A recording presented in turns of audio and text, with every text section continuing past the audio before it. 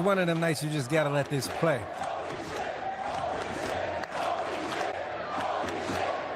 The name of this show speaks for itself what happened tonight. Let this play.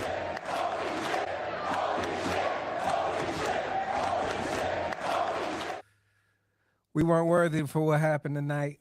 We were not worthy. Welcome to the Holy Shit Podcast. After post edition, whatever you want to call it. I'm drunk off excitement. Excuse me. AEW Dynasty is in the book. I gotta take a breath for a second. That's how this was. I gotta gather myself. Man, when you want to talk about professional wrestling, we could throw the storylines out the window. I know everybody is giving AEW a hard time about storylines. It's not storylines, people. You just saw the greatest storyline ever in the bloodline on WWE. And you are looking at that, like comparing that greatest storyline to everything. That is not the end all and be all. What this is about is professional wrestling. And I don't care what you want to talk about with AEW. They're going to give you that every single pay-per-view. And we got that tonight times 1,000,000. I didn't even want to come on here tonight. I wanted to digest it, but something just told me to get on here fresh, live, and just explain it. And first thoughts, I'm gonna say it like this. Hold on. Chuck, I know Chuck not here. I know Tay not here.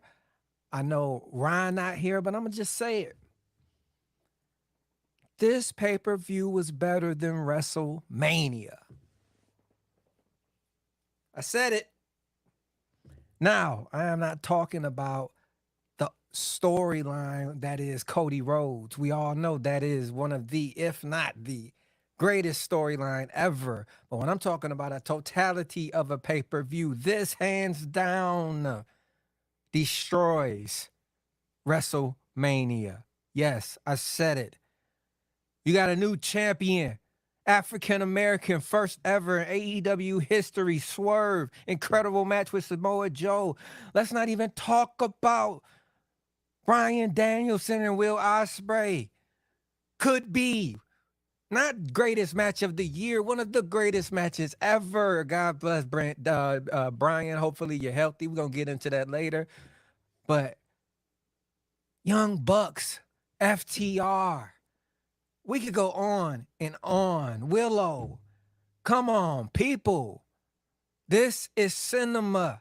This is professional wrestling at its finest. You could throw Dynamite, Collision, all those other shows. You could throw them out the window. When it comes to pay-per-view, Tony Khan gonna give you what you want.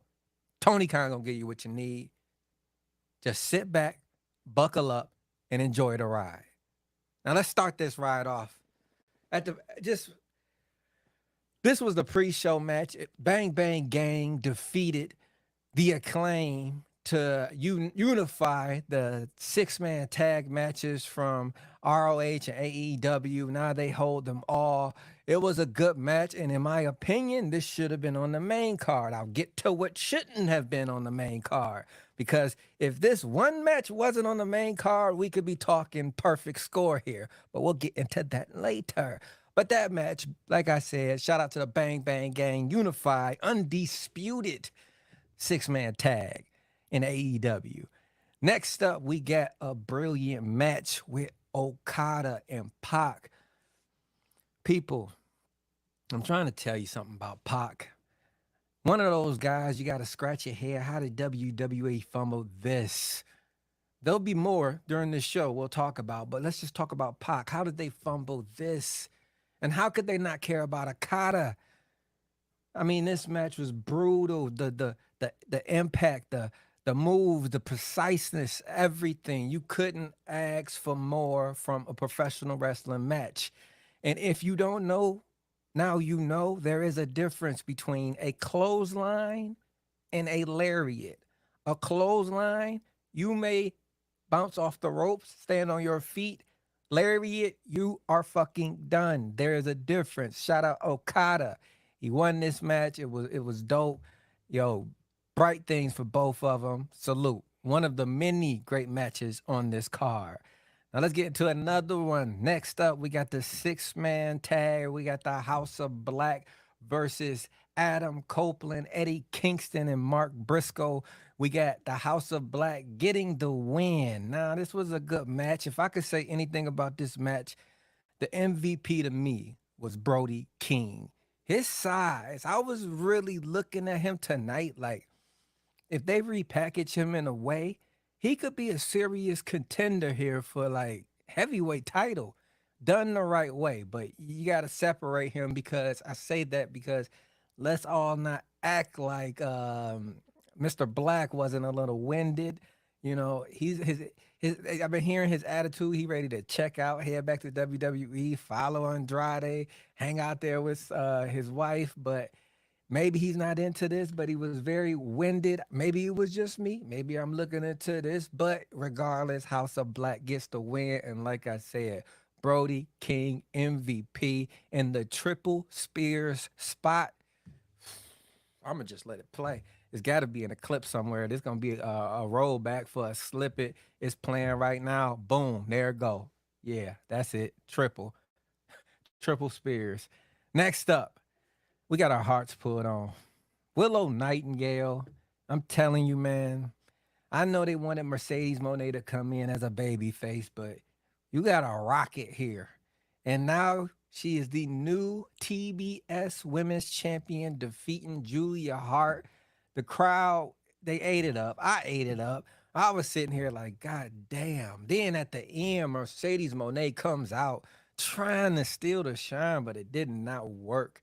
It's time for Mercedes to go heel, or this whole plot will go tragic.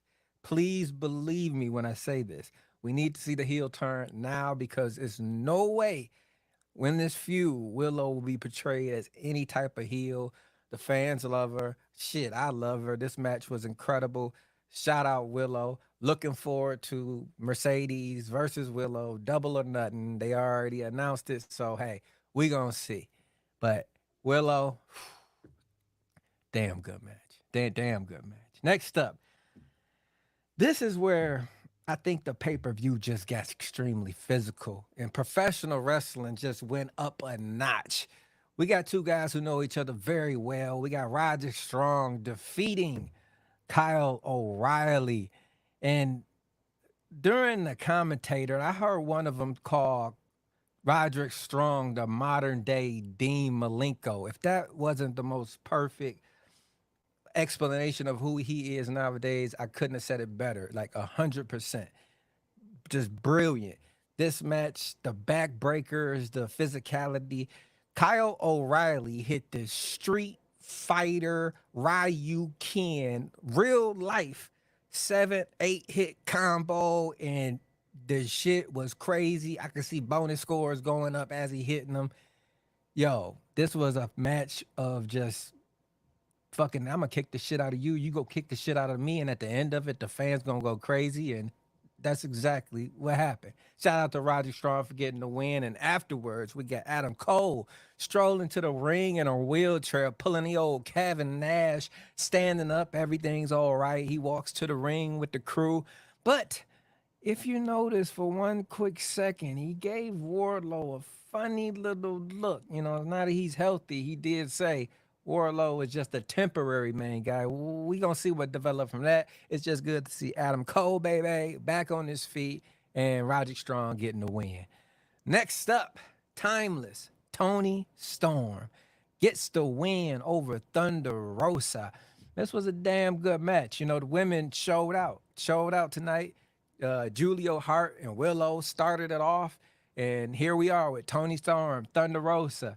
But of course, Tony Storm defeats Thunder Rosa, retains her title, which what some people are titling this move. This is not me. I was on the internet and I saw this. They're calling this move the boot to cooch. So I guess she gave her the boot to the cooch. Then she hit her with the Zero Storm, Tony Driver, retain the title. Timeless Tony Storm, she on a run. You got to keep her on a run. This was the perfect outcome. Thunder Rosa, she who she is. She hot. She paved the way. But right now, this is Storm's time. It's gonna take somebody big to knock her off, and that's not Thunder Rosa right now. Next up, now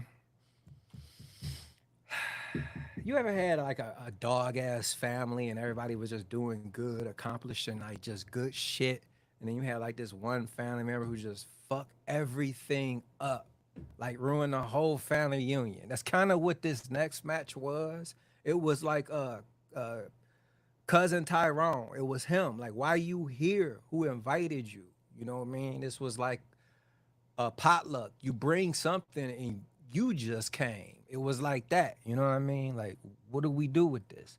Anyway, Hook, Jericho, waste of time. Jericho beats Hook after two kickouts from the Judas effect and a baseball bat to the head. Took Hook down, had the whole crowd chanting, Jericho needs to retire, leave Jericho, something like that, get out of here. And I was 1000% agreeing with him. You could look on our shows from a couple days ago. You would see me talking about this. I did not want Hook anywhere near Jericho. It's just not right now. No knock to Jericho. It's just everything in wrestling is about timing. And you want the rockets next to the gasoline so they can explode and take off. You don't want them. Jericho is not that right now. But anyway, it was a horrible match. Somehow now Jericho is FTW champion. Hook, man, maybe one day they'll get it right with him, man. But Hook takes the loss, is no longer FTW champion. Now, like I said, that was the only bad match of the night. Now that we over to that, at that point, you really had to look at the card and think to yourself, I still got Osprey, Danielson, Bucks, FTR, and Swerve Joe. Joe, you couldn't really complain. And next up, we got which, man, it could be possibly one of the greatest professional wrestling matches in history. Period. Point blank. I'm not even exaggerating this in no way, shape, or form. What Brian Danielson and Will Ospreay did out there tonight was Bret Hart, Shawn Michaels, WrestleMania, Shawn Michaels, Razor Ramon, WrestleMania. It was freaking Undertaker, Shawn Michaels, Hell in a Cell. I mean, you could run off the list of matches you could compare this to. It was that times 10. And if anything that came out of this match, I realized clear as day, whether I'm on this Cody high from WrestleMania or not, it's clear as day the best professional wrestler on the planet Earth is Will Ospreay.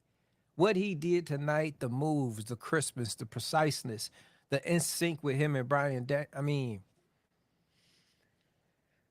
I can't even do this match justice how incredible it was. I wasn't a fan of it coming in. I didn't think they told a story, but this is AEW, people. I don't care if you want to be somebody like me who wants more story. You ain't gonna get it.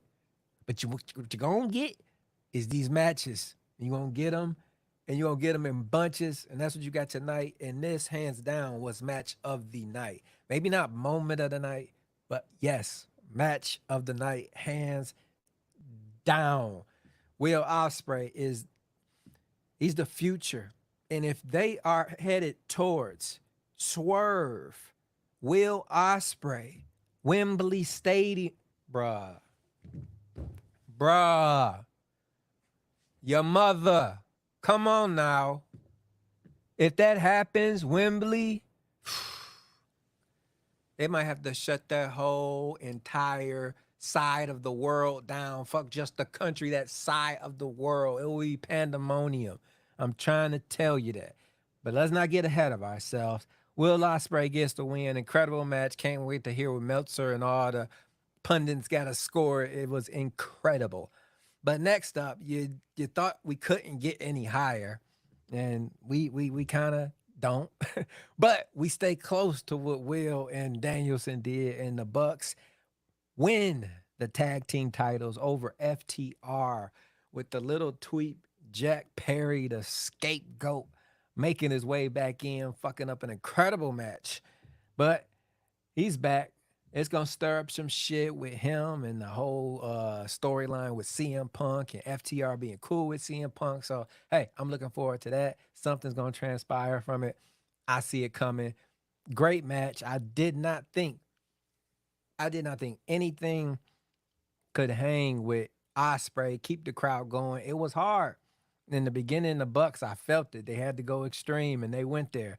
Once everybody started leaking and the blood came, that's when the crowd turned. But Osprey and Danielson just set a bar for the night that was hard to meet. But like I said, Bucks, FTR, they met it. Scapegoat came through with some shady shit, but hey, got the win. Next up, well overdue in the main event, Swerve wins the AEW World Heavyweight Champion, is the first ever Black African American World Heavyweight Champion, defeating Samoa Joe. This match was incredible from beginning to end. Just the beginning entrance when he came out in the Black Panther gear with the whole entrance. Well, even, oh my God, man, come on. It was no way he could have lost wearing that Black Panther outfit. I knew the whole time. But coming down to it before he won, it was kickouts, pinfalls, quick breaks from submissions. It was everything. Had you on the edge of your seat. For a second, I thought Joe was gonna pull it off. Joe was handling Swerve left and right and left. But Swerve fought through it. The crowd got behind him. The preciseness of everything in this match, the timing right up until Swerve hitting his move and getting the 1, 2, 3. It was perfect. You know, when you get these little botches that mess up brilliant moments, that did not happen. Swerve got his due. He was in the crowd with the title. I said this earlier about Pac. WWE let a few people go. Swerve, AEW's new heavyweight champion. He is in touch with the culture. Times is about to change, people. And I don't care who wins. We all need to just enjoy being a fan of professional wrestling right now. What we got at Mania, what we got at tonight, ladies and gentlemen, we are not worthy. Man. Scale of 1 to 10, I get this pay-per-view a 9.5. Would have been a 10, but Hook and Jericho fucked it up. But anyway, this was brilliant. Tony Khan, shout out to you, sir. Coming back to Triple H. He hit you with a haymaker there at WrestleMania, and you came right back in the fight. What a pay-per-view. Till next time, it's your boy, A.B.E., and you tune in to the Holy Shit Podcast. Whew.